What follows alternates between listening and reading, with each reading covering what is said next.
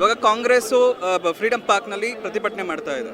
ಅಲ್ಲಿ ಏನು ವಿಧಾನಸೌಧ ಹತ್ರ ಗಾಂಧಿ ಭವನದ ಹತ್ರ BJP ಪ್ರತಿಭಟನೆ ಮಾಡ್ತಾ ಇದೆ. ಇಲ್ಲಿ ಏನು ಆಗ್ತಾ ಇದೆ ಆ್ಯಕ್ಚುಲಿ ಆಗಿ? ಇಲ್ಲಿ ಏನಾಗ್ತಾ ಇದೆ ಅಂತ ಹೇಳಿದ್ರೆ, ನಮ್ಮ ಘನವೆತ್ತ ರಾಜ್ಯಪಾಲರು ಈ ನಮ್ಮ ಮನ್ರೇಗಾ ಉದ್ಯೋಗ ಖಾತ್ರಿ ಯೋಜನೆ ಬಗ್ಗೆ ಇವತ್ತು ಈ ವರ್ಷದ ಮೊದಲ ಚೊಚ್ಚಲ ಭಾಷಣದಲ್ಲಿ ರಾಜ್ಯದ ಜನತೆಯನ್ನು ಉದ್ದೇಶಿಸಿ ಈ ನಮ್ಮ ಬಡ ಕಾರ್ಮಿಕರಿಗೆ ಏನು ಅನ್ಯಾಯವಾಗ್ತಿದೆ ಅದರ ವಿರುದ್ಧ ನಮ್ಮ ರಾಜ್ಯ ಸರ್ಕಾರ ಏನು ನಮ್ಮ ಮುಖ್ಯಮಂತ್ರಿಗಳು ನನ್ನ ಸರ್ಕಾರ ಅಂತ ಹೆಸರಿನಲ್ಲಿ ಏನು ಬರೆದುಕೊಟ್ಟಿದ್ರೋ ಆ ಪದಗಳನ್ನು ಅವರು ಪೂರ್ತಿಯಾಗಿ ಭಾಷಣ ಮಾಡದೆ ಮಧ್ಯಕ್ಕೆ ಮೊಟಕುಗೊಳಿಸಿ ವಿಧಾನಸೌಧ ಸದನದಿಂದ ವೇಗವಾಗಿ ಹೊರನಡೆದಿದ್ದಾರೆ. ಒಂದು ಕ್ಷಣ ಅವರು ಓಡಿ ಹೋದ್ರು ಅಂತಲೇ ಹೇಳ್ಬೋದು. ಅದು ಕರ್ನಾಟಕ ಜನತೆಗೆ, ಒಂದು ಚುನಾಯಿತ ಸರ್ಕಾರಕ್ಕೆ, ಅವರು ಚುನಾಯಿತ ಪ್ರತಿನಿಧಿಗಳಿಗೆ ಮಾಡಿದಂಥ ಅವಮಾನ ಅಂತಲೇ ಹೇಳ್ಬೋದು. ರಾಜ್ಯದ ಜನತೆಯ ಪರವಾಗಿ ಈ ಬಡ ಕೂಲಿ ಕಾರ್ಮಿಕರು ಏನು ರಾಜ್ಯದಲ್ಲಿ ನಮ್ಮ ಹಳ್ಳಿಗಳಲ್ಲಿ ಕೂಲಿ ಕೆಲಸಕ್ಕಾಗಿ ಮನ್ರೇಗಾ ಉದ್ಯೋಗ ಖಾತ್ರಿಯಿಂದ ಉದ್ಯೋಗಗಳನ್ನ ಪಡ್ಕೊಳ್ತಿದ್ರೋ ಅದ್ರ ಪರವಾಗಿ ಮಾತಾಡಿ ರಾಜ್ಯಪಾಲರೇ ಅಂತ ನಮ್ಮ ಸರ್ಕಾರ ಕೇಳ್ಕೊಂಡಾಗ ಅವರು ವೇಗವಾಗಿ ಹೊರನಡೆದು ನಮ್ಮ ಜನತೆಗೆ ಅವಮಾನ ಮಾಡಿದ್ದಾರೆ. ಇದರ ಪರವಾಗಿ ರಾಜ್ಯದ ಹಿತಾಸಕ್ತಿಯನ್ನು ಕಡೆಗಣಿಸಿದಂತಹ ರಾಜ್ಯಪಾಲರ ವಿರುದ್ಧ ನಾವಿವತ್ತು ನಮ್ಮ ಮುಖ್ಯಮಂತ್ರಿಗಳು ಹಾಗೂ ಉಪಮುಖ್ಯಮಂತ್ರಿಗಳ ನೇತೃತ್ವದಲ್ಲಿ ರಾಜ್ಯ ಭವನದ ಮುತ್ತಿಗೆಯನ್ನು ಹಾಕ್ತಾ ಇದ್ದೇವೆ. ರಾಜ್ಯಪಾಲರಿಗೆ ಪ್ರಶ್ನೆಗಳನ್ನ ಕೇಳ್ತಿದ್ದೀವಿ. ಈ ಮನ್ರೇಗಾ ಉದ್ಯೋಗ ಖಾತ್ರಿ ಯೋಜನೆಯನ್ನ ಏನು ಮೂಲ ಸ್ವರೂಪವನ್ನೇ ಕಡೆಗಣಿಸಿದ್ದೀರಿ, ಅದರಲ್ಲಿ ಏನು ಕೇಂದ್ರ ಪೂರ್ತಿಯಾಗಿ 90% ಉದ್ಯೋಗ ಖಾತ್ರಿಯನ್ನು ನೀಡ್ತಾ ಇತ್ತು, ಅದನ್ನೆಲ್ಲ ಕಿತ್ತಾಗಿ ಈಗ ರಾಜ್ಯಗಳು ಕೂಡ ಹಣವನ್ನು ಭರಿಸಬೇಕು, ನಮ್ಮ ಬಡ ಕೂಲಿ ಕಾರ್ಮಿಕರಿಗೆ ರಾಜ್ಯವೇ ಹಣ ಕೊಡಬೇಕು ಅಂತೇಳಿ ಹೇಳ್ತಾ ಇದೆ. ಈ ಪೂರೈಕೆಯನ್ನು ಕಾಂಟ್ರಾಕ್ಟ್ಗಳಿಗೆ ವಹಿಸ್ತಿದೆ. ಈ ಕೆಲಸನ ನಮ್ಮ ಏನು ಮನ್ರೇಗಾ ಉದ್ಯೋಗ ಖಾತ್ರಿ ಯೋಜನೆ ಬಡ ಕೂಲಿ ಕಾರ್ಮಿಕರಿಗೆ, ಮಹಿಳೆಯರಿಗೆ ಅದರಲ್ಲೂ ಗುಳೆ ಹೋಗ್ತಿಕ್ಕಂಥ ಅನೇಕ ಊರಿನ ಜನರಿಗಳಿಗೆಲ್ಲ ಅವ್ರ ಉದ್ಯೋಗನ ಕಿತ್ಕೊಳ್ತಾ ಇದೆ. ಇದರ ಪರವಾಗಿ ನಾವು ಇವತ್ತು ಧ್ವನಿ ಎತ್ತುತ್ತಿದ್ದೇವೆ. ರಾಜಭವನ ಚಲೋ ಅಂತೇಳಿ ಈ ಹೆಸರಿನಲ್ಲಿ ನಾವು ಇವತ್ತು ರಾಜಭವನನ ಮುತ್ತಿಗೆ ಹಾಕ್ತೀವಿ. ಎಲ್ಲಾದ್ರೂ ಈಗ BJP ಕಾಂಗ್ರೆಸ್ ಮೇಲೆ ಟಾರ್ಗೆಟ್ ಮಾಡಿದ್ಯಾ ಅಂತ ಅನಿಸ್ತಾ ಇದೆಯಾ? ಇಲ್ಲ, ಟಾರ್ಗೆಟ್ ಮಾಡಿದೆ ಅಂತ ಇನ್ ದ ಸೆನ್ಸ್ ಅವ್ರಿಗೆ ಕಾಂಗ್ರೆಸ್ ಯೋಜನೆಗಳು ಯಾವುದು ಮುಂದುವರ್ಕೊಂಡು ಹೋಗ್ಬಾರ್ದು. ಇದರ ಉದ್ದೇಶ ಏನು ಅಂದ್ರೆ ಮನ್ರೇಗಾ ಅನ್ನೋ ಹೆಸರನ್ನ ತೆಗೆದಾಕ್ಬೇಕು, ಬಡ ಜನರಿಗೆ ಯಾವುದು ಕೆಲಸ ದೊರಕಬಾರ್ದು ಅಂತೇಳಿ ಮನ್ರೇಗಾವನ್ನೇ ಕಿತ್ತಾಕ್ಬೇಕು ಅಂತೇಳಿ ಯೋಚನೆ ಮಾಡ್ತಾ ಇದೆ. ಅದಕ್ಕೋಸ್ಕರ ನಾವು ಈ ಹೋರಾಟವನ್ನ ಮಾಡ್ತಾ ಇದ್ದೇವೆ. 100% ಅದು ಪ್ರೂವ್ ಮಾಡ್ತಾ ಇದ್ದಾರಲ್ಲ. ಈಗ ಪ್ರತಿನಿತ್ಯ ನಡೀತಿರುವಂತಹ ಘಟನೆಗಳೆಲ್ಲ ನೀವೆಲ್ಲ ಗಮನಿಸ್ತಾ ಬರ್ತಾ ಇದೀವಿ. ನೀವು ಕೂಡ ಸಾಕಷ್ಟು ಮಾಧ್ಯಮಗಳಲ್ಲಿ ಅದನ್ನ ಬಿತ್ತರ ಮಾಡ್ತಾ ಇದ್ದೀರಾ. ಸೊ ಇದನ್ನೆಲ್ಲನೂ ನಾವು ಅವಲೋಕಿಸಿದಾಗ ಖಂಡಿತ ಇವರಿಗೆ ಜನಪರ ಕಾಳಜಿ ಇಲ್ಲ. ಆದರೆ ಇರೋ ಒಂದು ಏಕೈಕ ಉದ್ದೇಶ ಏನು ಅಂದರೆ ಕಾಂಗ್ರೆಸ್ ಪಕ್ಷವನ್ನು ನಿರ್ನಾಮ ಮಾಡುವಂಥದ್ದು. ಕಾಂಗ್ರೆಸ್ ಪಕ್ಷ ತಂದಂತಹ ಅನೇಕ ಏನು ಪ್ರಜಾಸತ್ತಾತ್ಮಕ ನಡವಳಿಕೆಯ ದಾರಿಯಲ್ಲಿ ಸಾಗುತ್ತಿದ್ದಂಥ ಯೋಜನೆಗಳನ್ನು ಇವರು ಕಿತ್ಕೊಳ್ಳುವಂಥ ಕೆಲಸವನ್ನು ಮಾಡುವುದು ಮತ್ತು ಅದಕ್ಕೆ ಮರುನಾಮಕರಣ ಮಾಡಿ ನಾವು ಜೀವಂತ ಇದ್ದೀವಿ ಎನ್ನುವುದನ್ನು ತೋರಿಸುವ ಒಂದು ಪ್ರಯತ್ನದಲ್ಲಿ ಸದಾ ಮುಂದೆ ಹೋಗ್ತಾ ಇದ್ದಾರೆ. ಆದರೆ ಅದನ್ನು ನಾವು ಅಡ್ಡಗಾಲು ಹಾಕುವುದರ ಮುಖೇನ ನಮ್ಮ ಯೋಜನೆಗಳು ಏನಿದ್ದು ಜನಪರ ಕಾಳಜಿಯಿಂದ ಏನು ಕೆಲಸ ಮಾಡಲಿಕ್ಕೆ ಜಾರಿಗೆ ತಂದಂತಹ ಯೋಜನೆಗಳಿದ್ದಾವೆ ಆ ಯೋಜನೆಗಳನ್ನು ಮತ್ತೆ ಮುಂದುವರಿಸುವ ನಿಟ್ಟಿನಲ್ಲಿ ಏನು ಸಾರ್ವಜನಿಕ ಹಿತಾಸಕ್ತಿಯಲ್ಲಿ ನಾವೆಲ್ಲರೂ ಕೂಡ ಪ್ರತಿಭಟನೆ ಮಾಡಲಿಕ್ಕೆ ಮುಂದಾಗಿದ್ದೇವೆ.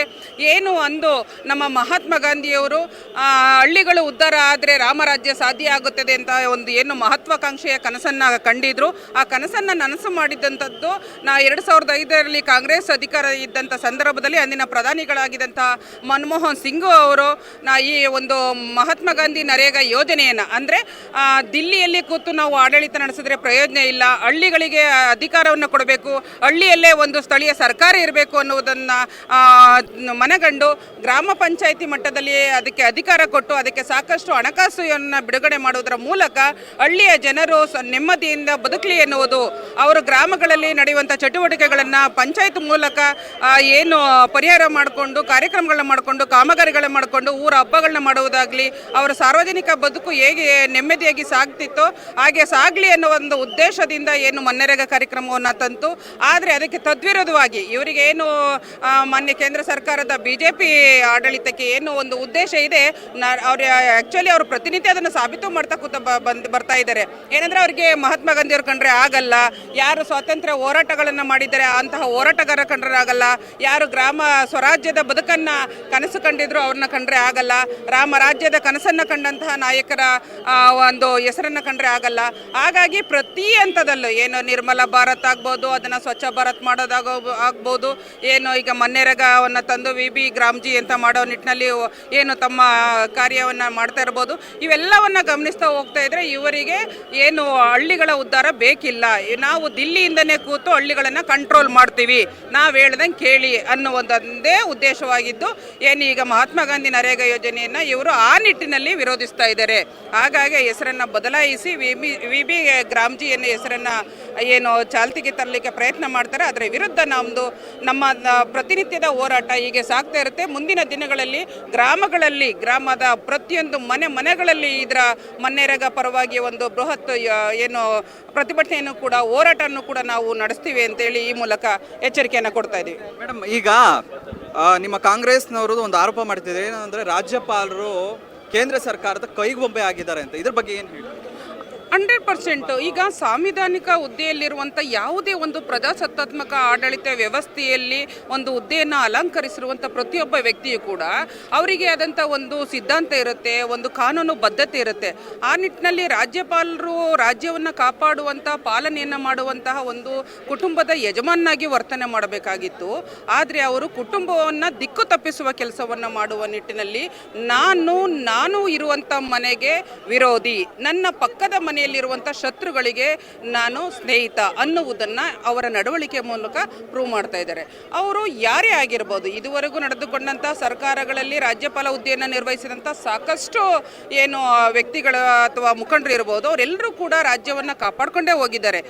ರಾಜಕೀಯ ಮಾಡ್ಬೋದು, ಅವರ ತಂತ್ರಗಾರಿಕೆ ಮಾಡ್ಬೋದು, ಅಥವಾ ಕೇಂದ್ರ ಸರ್ಕಾರಕ್ಕೆ ಒಂದು ಸಾಮೀಲಾಗಿ ಅಥವಾ ಯಾವುದೇ ರೀತಿಯಲ್ಲಿ ಅವರು ವರ್ತನೆಯನ್ನು ಮಾಡ್ಬೋದು. ಆದರೆ ಒಂದೊಂದು ಕ್ಷಣಗಳಲ್ಲಿ ಅಥವಾ ಏನು ಹೇಳ್ತಾರೆ, ಒಂದು ನಿರ್ದಿಷ್ಟವಾದಂತಹ ಸಮಯಗಳಲ್ಲಿ ರಾಜ್ಯವನ್ನು ಪಾಲನೆ ಮಾಡಬೇಕಾದ್ದು ರಾಜ್ಯಪಾಲರ ಕರ್ತವ್ಯ ಆಗಿದೆ.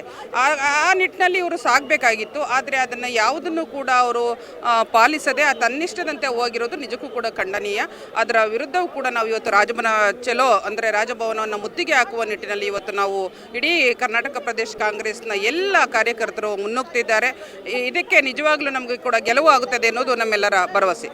ಮೇಡಮ್, ಇನ್ನೊಂದು ಕಡೆ ರಾಜ್ಯಪಾಲರು ಕಾಂಗ್ರೆಸ್ ಮೇಲೆ ಏನಾದರೂ ದ್ವೇಷ ಸಾಧಿಸ್ತಿದ್ದಾರಾ, ಹೇಗೆ ಅನ್ನೋದು? ಹೌದು ಕೂಡ. ಏಕೆ ಅಂದರೆ ಈಗ ಅವರು BJP ಕೇಂದ್ರ ಸರ್ಕಾರದಿಂದ ನೇಮಿತವಾಗಿರುವಂತಹ ರಾಜ್ಯಪಾಲರು.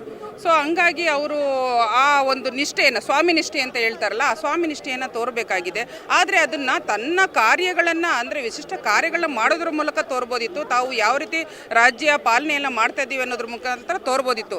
ಆದರೆ ಅವರು ಆ ಕೆಲಸವನ್ನು ಮಾಡದೇ ಉಂಡ ಮನೆಗೆ ಕನ್ನ ತೋರುವಂಥ ಅಂದರೆ ಕನ್ನ ಹಾಕುವಂಥ ಕೆಲಸವನ್ನು ಮಾಡ್ತಾ ಇದ್ದಾರೆ ರಾಜ್ಯಪಾಲರು. ಇದ್ರ ಹಿಂದೆ ಅವರ ಒಂದು ಉದ್ದೇಶ ಸ್ಪಷ್ಟವಾಗಿ ಗೋಚರ ಆಗ್ತಾ ಇದೆ. ಅವರು ಕೇಂದ್ರ ಸರ್ಕಾರಕ್ಕೆ ತುಂಬ ನಂಬಿಕೆ ವಿಶ್ವಾಸಾರ್ಹವಾದಂಥ ವ್ಯಕ್ತಿ ಎನ್ನುವುದನ್ನು ಪ್ರೂವ್ ಮಾಡ್ತಾ ಇದ್ದಾರೆ. ಎಸ್, ಇದು ಯಶೋಧ ಗೌಡ ಮೇಡಮ್ ಅವರ ಮಾತಾಗಿತ್ತು. ನೋಡ್ತಾ ಇರಿ ಕರ್ನಾಟಕ ಟಿವಿ. ಕ್ಯಾಮ್ರಾಮನ್ ಜೊತೆ ಕಿತ್ತನ್ ರಾಕೇಶ್.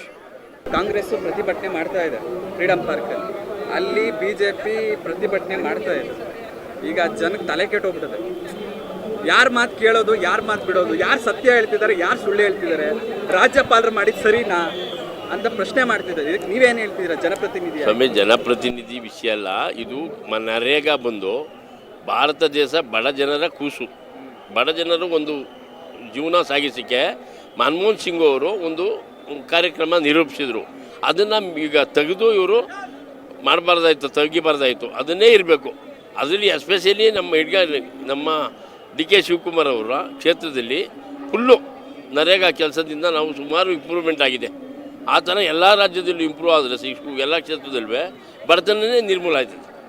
ಹೌದು, ಅದ್ರ ಬದಲು ಈಗ BJP ಅವ್ರು ಮಾಡೋದು ತಪ್ಪದು. ಆ ಥರ ಮಾಡಬಾರ್ದು. ಈಗ ಮಹಾತ್ಮ ಗಾಂಧಿ ಹೆಸರಿದ್ರೆ ಏನಾಗುತ್ತೆ? ಹೆಸರು ಏನಾದ್ರು ಚೇಂಜ್ ಆಗೋದಿದೆಯಾ? ಕಾರ್ಯಕ್ರಮ ಚೇಂಜ್ ಆಗುತ್ತಾ? ಇವರು ಅದಕ್ಕೇನೋ ಕಾರ್ಯಕ್ರಮ ಚೇಂಜ್ ಮಾಡಿಬಿಟ್ರೆ ಬರೀ ಶ್ರೀಮಂತರ ಪರವಾಗಿದ್ದರೆ ಯಾವ ರೀತಿ ಮಾಡೋದು? ಅದಾನಿ, ರಿಲಿಯನ್ಸು ಇವ್ರಿಗೆ ಮಾಡ್ಕೊಂಡು ಕೂತ್ಕೊಂಡ್ರೆ ಸಾವಿರಾರು ಲಕ್ಷಾಂತರ ಕೋಟಿನ ನಾವೇನು ಮಾಡೋದು? ಈಗ ಹಳ್ಳಿ ಜನ ನಮಗೆ ನೀರಿಗೆ ಬಾರಿತು. ನಮಗೆ ನಮ್ಮ ಕನಕಪುರ ಕ್ಷೇತ್ರಕ್ಕೆ ಬನ್ನಿ, DK ಸುರೇಶು ಶಿವಕುಮಾರ್ ಇಲ್ಲದೇ ನೀರೇನು ಮಾಡೋದು? ನೀರು ತುಂಬಿ ಹರಿತದೆ. ಇದು ಮೇಕೆದಾಟು ಯೋಜನೆ ಮಾಡಿದ್ರು. ಎಲ್ಲ ಒಂದು ರೂಪ ಮೇಯ್ನ್ ಕಾರಣ ಕಂಡ ಪಕ್ಷ ಸಂಘಟನೆಗೆ DK ಶಿವಕುಮಾರ್, DK ಸುರೇಶ್. ಈ CK ಶಿವಕುಮಾರ್ ಅವ್ರನ್ನ ಸಿದ್ದರಾಮಯ್ಯನ ಕರ್ಕೊಬಂದು ಮುಖ್ಯಮಂತ್ರಿ ಮಾಡೋರು. ನಮ್ಗೆ ಯಾವಾಗ ಕೊಡೋದು ನೀವು? ನಾವು ಅವ್ರು ಕೊಟ್ಬಿಟ್ರೆ ನಾವು ಕರ್ಕೊಬಂದು ನಾವು ಅವ್ರು ಕೇಳುವಂಗಾಗಿದೆ. ಅದಕ್ಕೆ ದಯಮಾಡಿ ಸಿದ್ದರಾಮಯ್ಯವ್ರ ಹೇಳ್ತೀನಿ, ದಯಮಾಡಿ ಶಿವಕುಮಾರ್ಗೆ ಒಂದು ಚಾನ್ಸ್ ಕೊಡಿ ಅಂತ ಕೇಳ್ಕೊತೀನಿ. ಈ ಸಾರಿ ಮುಖ್ಯಮಂತ್ರಿ ಕೊಟ್ಟು ಬಡ ಜನಕ್ಕೆ, ನಮ್ಮ ಕ್ಷೇತ್ರದ ಜನತೆಗೆ ಬಂಡೆಯಾಗೇ ಇರಲಿ, ಅದು ಸಿದ್ದರಾಗೋದು ಬೇಡ, ಕಾಂಗ್ರೆಸ್ಸು ಬಂಡೆಯಾಗಿರಲಿ ಅಂತ ಮಾಡ್ತೀನಿ. ನೀವು ಸಣ್ಣ ಆಗಬೇಕಲ್ವಾ? ಅದು ಒಂದು ಉತ್ತಮ ಆಹಾರದಿಂದ ಸಣ್ಣ ಆಗಬೇಕಲ್ವಾ? ಪ್ರತಿದಿನ ನಮ್ಮ ಜೀನಿ ಸ್ಲಿಮ್ನ ಯೂಸ್ ಮಾಡಿ ಯಾವುದೇ ಸೈಡ್ ಎಫೆಕ್ಟ್ ಇಲ್ದಂಗೆ ನೀವು ಸಣ್ಣ ಆಗ್ತೀರಾ.